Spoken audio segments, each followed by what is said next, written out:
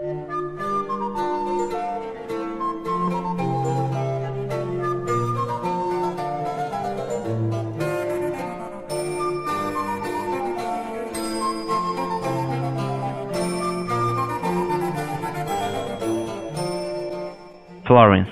2019.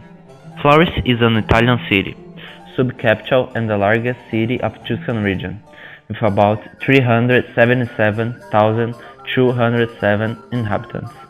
Today, it is often visited by tourists and birthplace for several famous artists.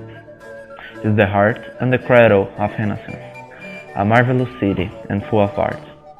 But we needed to travel 567 years in the time to find who we want to talk about.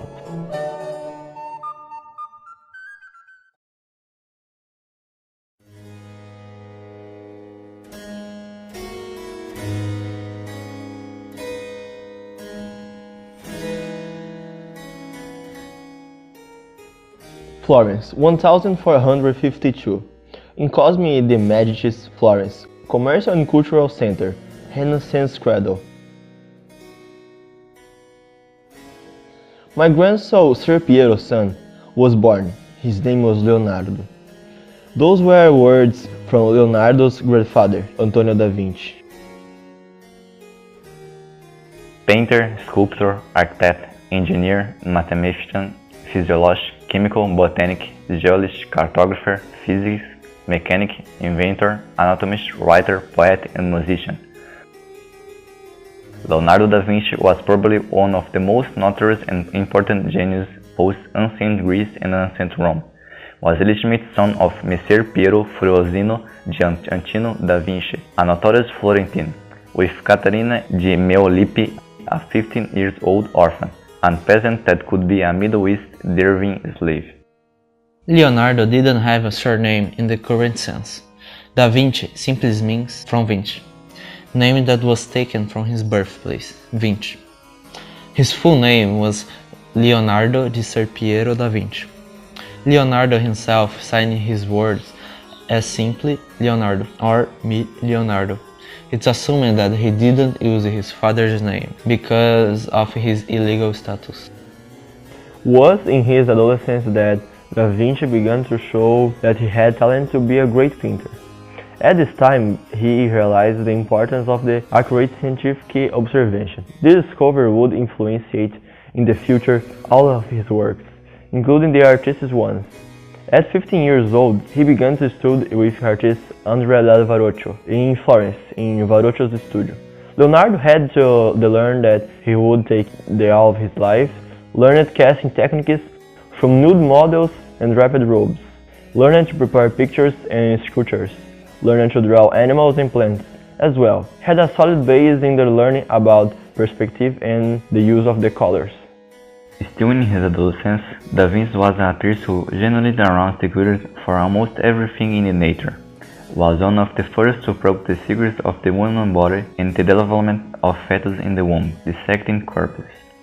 Watched the flight of birds and insects, plants growth, the shapes, sounds and colors of nature that would give the shape of his art. Besides this, dedicated to write from right to left in a way that his notes just could be read while being reflected in a mirror. He was the inventor of a technique that the Italians called sfumato, which consists of making one shape blend into another through blurry contours and soft colors.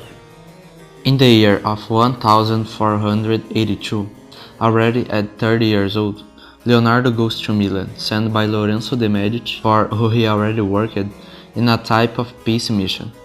Da Vinci was sent to Ludovico Sforza, Duke of Milan. This one that sees himself very impressed with Da Vinci's talents and designates him as the Duke, painter and engineer.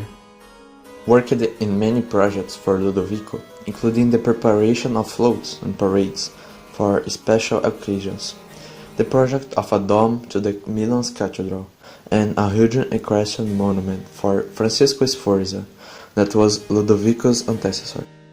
Da Vinci then returns to Florence in the year of 1500, already with 48 years old, after Ludovico's deposition in the war against Carlos VIII from France. In the 1502, Leonardo started to work for Cesar Borgia, son of Pope Alexander VI, and works as an architect and military engineer, so traveling all over Italy. And in October 18 of 1503, he received an order for a portrait that would mark his name through history, the Mona Lisa, that he would paint until his death on May 2nd of 1519. But what about his personal life and personality? Through Leonardo's life, his extraordinary power of invention, his spectacular physical beauty, infinite grace, great strength and generous, regal spirit and tremendous mental range, as described by Giorgio Vasari, attracted the curiosity of those who surround him. Many authors speculate about many aspects about Leonardo's personality. One of them, his adoption of personal ethics and practices, which may be occasioned by his growing admiration for nature and his creatures, was exemplified by his vegetarianism and Vasari's habit of buying caged birds and selling them free. Leonardo had many friends who became renowned in their field, or who are famous even today for their historical importance. Between them is the mathematician Lucan Paciolo, who he corroborated on a book in 1490. Besides Frontinus Gaffurius and Isabella d'Este, the Renaissance Great Lady. Beyond his friendships, Leonardo kept his private life in secret. His sexuality was frequently target of studies, analysis, and speculation. This trend had already begun in the middle of the 5th century, and took on new momentum in the 19th and 20th century, especially from Sigmund Freud.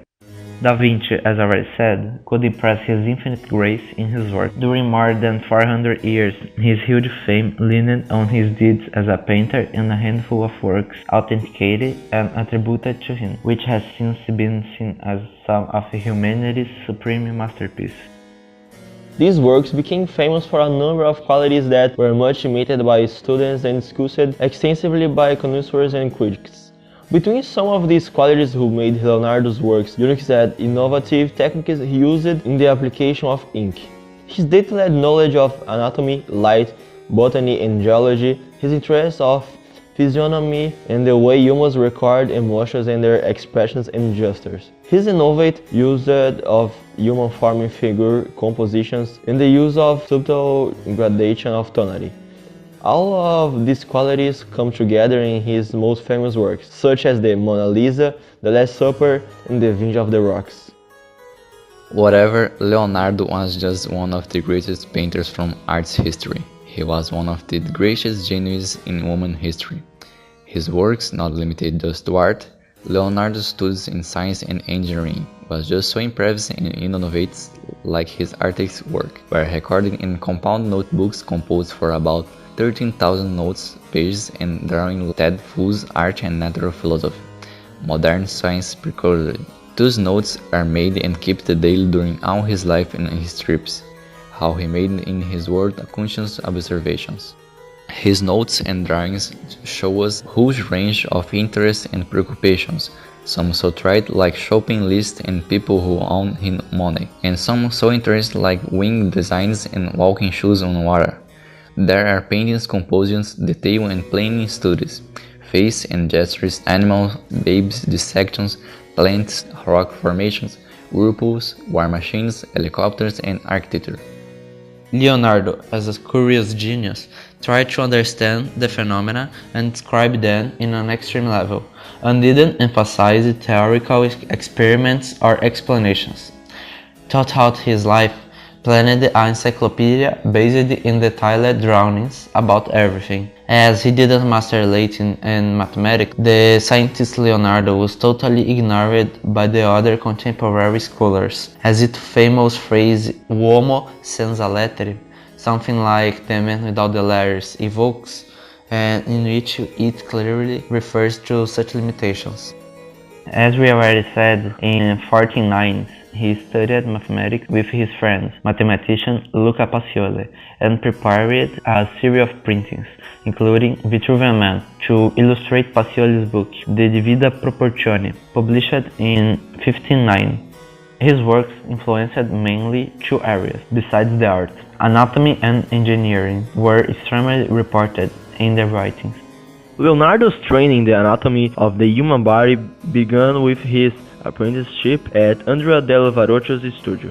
His master insisting that all students should learn anatomy. As an artist, he quickly became a master of topography anatomy, conducting many studies of muscles, tendons, and other visible anatomy features.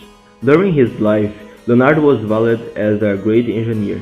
In a letter to Ludovico Sforza, Milan's Duke stated that he was able to create all types of machines, both for the protection of a city and for a siege. When he fled to Venice 1499, he found involvement as a military engineer and architect, and devised a mobile barricade system to protect the city from naval attack. He also had a chain for diverting the flow of the Arno River, a protection which Niccolo Machiavelli also worked. Since his death on May 2nd, 1519, due to a stroke, Da Vinci's legacy is maintained and fulfilled even today by the sense of wonder it generates in people. Today we live in the shadow of the real genius. With his writing and studies have revolutionated the most diverse areas, and his works still make crowds lining up to see his most famous work. Continue to marvel at the genius and speculate about his private life.